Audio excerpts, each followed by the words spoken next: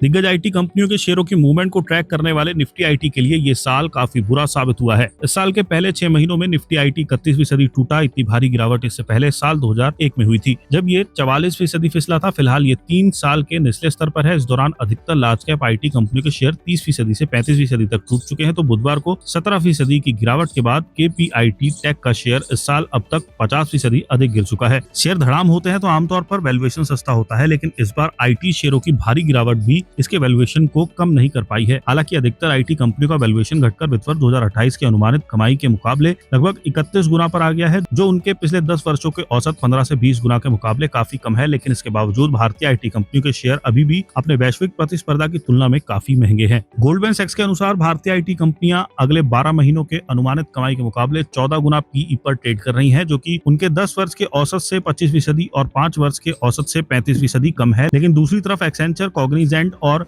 Capgemini जैसी वैश्विक IT कंपनियों का औसत फॉरवर्ड पीई केवल 8 गुना है। इसका मतलब है कि भारतीय आईटी कंपनियां अभी भी अपने वैश्विक प्रतिस्पर्धा के मुकाबले लगभग 90% प्रीमियम पर ट्रेड कर रही हैं, जबकि आमतौर पर पहले ये प्रीमियम महज 20% से 30% के बीच रहता था। आईटी स्टॉक्स में गिरावट की वजह ग्रोथ की सुस्ती है। वित्त वर्ष 2027 आईटी कंपनियों के लिए लगातार चौथा ऐसा वर्ष हो सकता है जिसमें ग्रोथ बहुत कमजोर या सुस्त रहे। मार्केट एनालिस्ट का मानना है कि 35 से 40% की गिरावट के बाद भारतीय आईटी शेयर अभी भी महंगे और कमजोर विकास को देखते हुए इनमें खरीदारी का मजबूत कारण फिलहाल नजर नहीं आता है। वैश्विक ब्रोकरेज फर्म मॉर्गन स्टैनली का यह भी कहना है कि आईटी शेयरों के वैल्यूएशन कम होने की प्रक्रिया अभी पूरी नहीं हुई है। पिछली बार लार्ज कैप आईटी शेयरों ने 11 से 13 गुना पी पर जाकर निचला स्तर बनाया था, इसलिए मौजूदा स्तर से इनमें और गिरावट की संभावना बनी हुई है। आईटी स्टॉक्स के लिए ये 5 नेक्स्ट ट्रिगर्स। डिस्क्रिशनरी खर्च। क्या बीएफएसआई सेक्टर में कॉस्ट टेकआउट डील्स यानी लागत कम करने वाले सौदों के कारण बनी मजबूती टेलीकॉम और मैन्युफैक्चरिंग सेक्टर की कमजोरी की भरपाई कर पाएगी? एआई का दबाव। क्या एआई के चलते वैल्यू में गिरावट का असर निवेशकों के अनुमान 2% से 4% से अधिक होगा? कमाई के नए स्रोत। क्या एआई से होने वाली कमाई ट्रेडिशनल बिजनेस में हो रही गिरावट की भरपाई कर पाएगी या केवल मौजूदा कारोबार की जगह ही लेगी? एआई में निवेश की रफ्तार। कंपनियां एआई तकनीकी और नई क्षमताओं के विकास पर कितना निवेश कर रही है? Cost efficiency programme. इन्फोसिस में प्रोजेक्ट मैक्सिमम, टेक महिंद्रा में प्रोजेक्ट फोर्टियस और